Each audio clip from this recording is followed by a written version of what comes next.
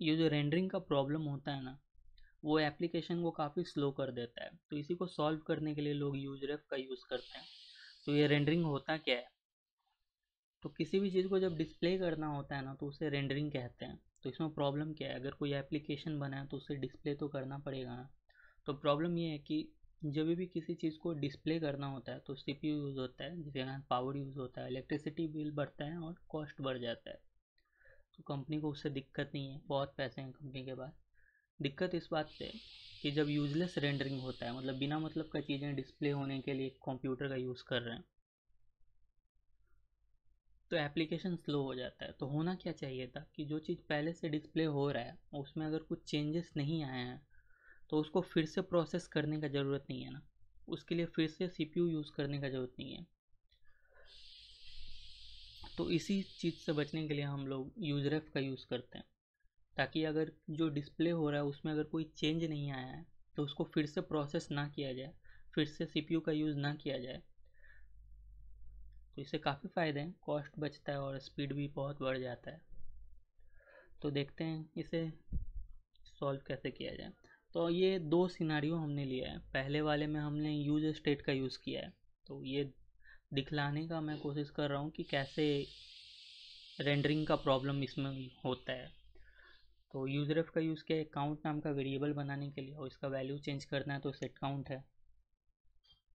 यहाँ पे एक फंक्शन बनाया काउंट क्लिक, नाम से ही पता चल रहा है जब भी इस बटन को क्लिक करते हैं ना तो ये अंदर का कोड रन होगा। तो हमें पता चल जाए ये अंदर का कोड रन हो रहा है, इसलिए हमने यहाँ पे कंसोल लॉग लगा दिया है, जो प्रिंट करेगा कितनी बार बटन क्लिक हुआ है। और ये अंदर का कोड जब रन होता है, ये डिव वाले अंदर का कोड जब रन होता है तो उसी को रेंडरिंग कहते हैं, है ना। क्योंकि डिव तो एक HTML टैग है और ये किसी चीज़ को डिस्प्ले करने के लिए यूज़ होता है। तो इसके अंदर का कोड रन हुआ मतलब कि कंप्यूटर ने प्रोसेस किया इस कोड को, है ना, डिस्प्ले करने का कोशिश किया। तो यहाँ पे हमने कंसोल लॉग लगा दिया है कंपोनेंट री रेंडर्ड का। इसका मतलब कि रेंडरिंग करने की कोशिश हुई है। तो अब हो क्या रहा है कि यहाँ पे जब इस बटन को क्लिक कर रहे हैं ना हम लोग, यहाँ पे एक बटन भी बना दिया हमने, इसको जब भी क्लिक करेंगे इसके अंदर का कोड रन होना चाहिए, है ना। और इसके अंदर का कोड नहीं रन होना चाहिए, ये समझना ज़रूरी है। जब इस बटन को क्लिक करें तो इसके अंदर का कोड, काउंट क्लिक के अंदर का कोड रन होना चाहिए, और ये डिव के अंदर का कोड नहीं रन होना चाहिए। तो इसके अंदर का कोड क्यों रन होना चाहिए, क्योंकि वैल्यू को चेंज करना है ना, काउंट का वैल्यू चेंज करना है, तो इसके अंदर का कोड तो रन करना ही पड़ेगा। मगर इसके अंदर का कोड सिर्फ तभी रन होना चाहिए जब जो डिस्प्ले कर रहे हैं उसमें कुछ चेंजेस आए। तो कितनी बार भी बटन हम डिस्प्ले कर दें, मतलब बटन को क्लिक कर दें, हम लोग यूज़र को वो वैल्यू दिखा तो नहीं रहे ना, तो यहाँ पे कुछ चेंज करने के लिए है नहीं, तो इसके अंदर का कोड नहीं रन होना चाहिए। अगर यहाँ पे हम यहाँ पे काउंट डिस्प्ले करते हैं स्क्रीन पे क्लिक मी बटन के बगल में, तो सेंस बनता कि री रेंडर हो रहा है, क्योंकि हम लोग यूज़र को नया वैल्यू दिखा रहे हैं। मगर नहीं, हम लोग यूज़र से बोल रहे हैं कि आप बटन को क्लिक कीजिए और कितनी बार वैल्यू बढ़ता है और क्या वैल्यू फाइनली होता है वो हम बैकएंड में ट्रैक रखेंगे। हम नहीं चाहते कि आपको वो वैल्यू दिखाई दे। तो यहाँ पे यूज़र को वैल्यू दिखा नहीं रहे, मतलब सेम चीज़ यूज़र को दिखा रहे हैं। तो सेम चीज़ को दिखाने के लिए उसको बार बार प्रोसेस करने का ज़रूरत नहीं है ना। तो देखते हैं एक्चुअली में होता क्या है। तो इस बटन को क्लिक करता हूँ मैं, तो एक बार बटन क्लिक हुआ, तो अब देखो क्या हुआ। यहाँ पे देखना बटन वॉज क्लिक्ड 1 टाइम, यानी कि इसके अंदर का कोड रन हुआ, काउंट क्लिक के अंदर का कोड रन हुआ, जो कि होना भी चाहिए था, क्योंकि ये हमारा जो पर्पस था बटन का वो यही था, वैल्यू बढ़ा दें।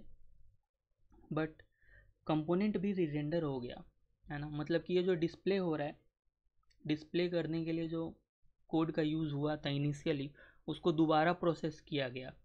ज़रूरत नहीं था ना, क्योंकि हमने कुछ चेंजेस नहीं किया।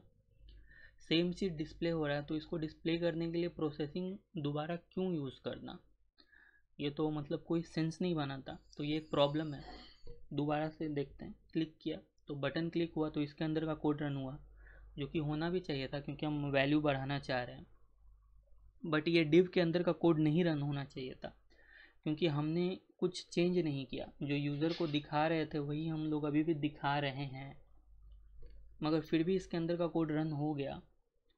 तो ये गलत है ना, ये CPU ज़्यादा ले रहा है और एप्लीकेशन को स्लो कर रहा है, तो ये नहीं होना चाहिए था। तो इसको सॉल्व कैसे किया जाए, तो हमने एक और कंपोनेंट बनाया यूजरफ डेमो 2 करके। तो अब देखते हैं ये कैसे काम करता है। यहाँ पे 2 लिख दिया हमने, तो अब ये कोड रन होगा। रिफ्रेश कर दूँ मैं और कंसोल को क्लियर कर दूँ, तो अब देखो इस बार हमने वैल्यू को क्रिएट करने के लिए और उसका जो वैल्यू है उसको मॉडिफाई करने के लिए यूजरेफ का यूज़ किया है ना।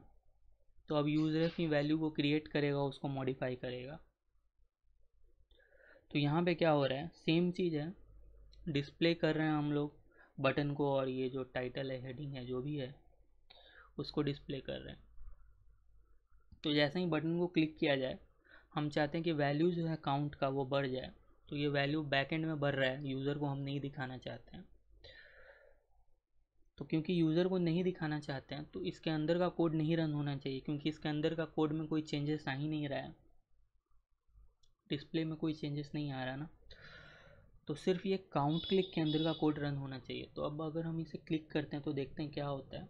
बटन वॉज क्लिक्ड 1 टाइम, जो कि अच्छी बात है, बटन को क्लिक किया तो इसके अंदर का कोड रन हुआ है ना। दूसरी बार क्लिक करते हैं, बटन वॉज क्लिक 2 टाइम। अब सब चीज़ परफेक्ट चल रहा है क्योंकि हमने स्क्रीन पे कुछ चेंज नहीं किया। तो इसके अंदर का कोड भी रन नहीं हुआ, क्योंकि अगर इसके अंदर का कोड रन होता तो यहाँ पे एक कंसोल स्टेटमेंट है वो भी रन होता, और अब पता चल जाता हमें कि रन हुआ है। तो क्या हुआ, हमने एक्चुअली काफ़ी बड़ा प्रॉब्लम सॉल्व किया है, और यह है यूजलेस री रेंडरिंग का प्रॉब्लम, है ना। और इस प्रॉब्लम में मैं सही में बता रहा हूँ, अगर एप्लीकेशन फंस जाता है ना तो बहुत स्लो हो जाता है, और ये काफ़ी बड़ा प्रॉब्लम है जिसे ये सॉल्व कर रहा है।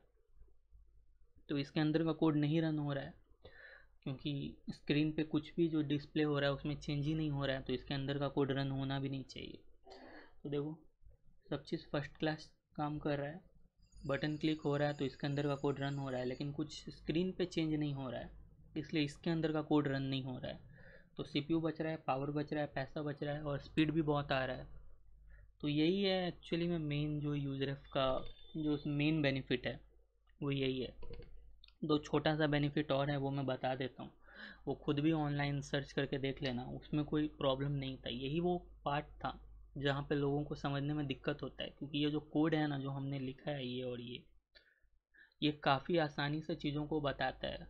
इंटरनेट पे जितने भी कोड्स हैं वो काफ़ी कॉम्प्लिकेटेड हैं, काफ़ी लंबे हैं, और लोग उसमें फंस जाएंगे तो फिर कैसे समझ में आएगा। इनफैक्ट ऑफिशियल कोड भी काफ़ी डिफ़िकल्ट है समझना, और समझाने के लिए सिर्फ इतना ही था, कुछ बहुत ही रॉकेट साइंस नहीं था। ऑलराइट, तो दो इम्पॉर्टेंट चीज़ जो और ये करता है, इतना इम्पॉर्टेंट नहीं है, मेन यही था, वो ये कि डॉम मैनिपुलेशन करता है। तो मान लो कि अगर इस बटन पर फोकस लाना चाहें तो वो भी हम लोग यूजरेफ का यूज़ करके कर सकते हैं। तो उसको देख लेना, इंटरनेट पे उस चीज़ के लिए आसानी से इजी कोड है, तो उसको हम समझाना ज़रूरी नहीं समझते। और एक और काम करता है, प्रीवियस वैल्यू को स्टोर करने के लिए ये एक अच्छा टेक्निक है, यूजरेफ का यूज़ करके प्रीवियस वैल्यू को स्टोर कर सकते हो।